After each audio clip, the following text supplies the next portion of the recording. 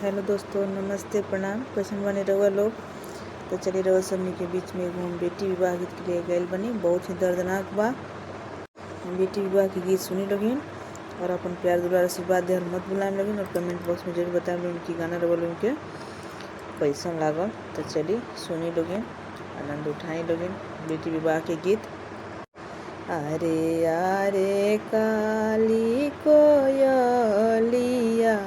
तू कहाँ चली गईलू, तू कहाँ चली जालू नु हो।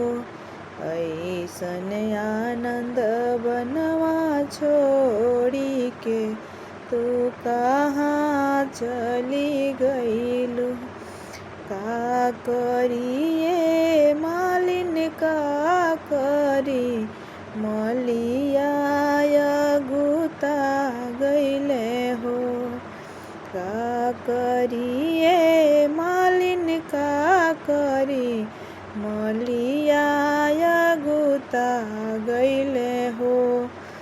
अरे अरे बेटी कवनी बेटी हो, तू कहाँ चली जालू। अरे अरे बेटी कवनी बेटी हो, तू कहाँ चली जालू नु हो। का करिए आमा का करी, मोरे पापा जी गुता गईनी हो। का करिए चाची का करी, चाचा जी अगुता गईनी हो।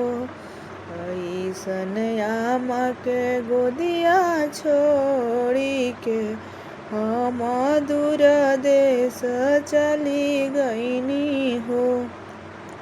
ऐसन चाची के गोदिया छोड़ी के हम दूर देश चली गईनी हो। अरे अरे काली कोयलिया तू कहाँ चली जालू नु हो। ऐसन आनंद बनवा छोड़ी के तू कहाँ चली जालू नु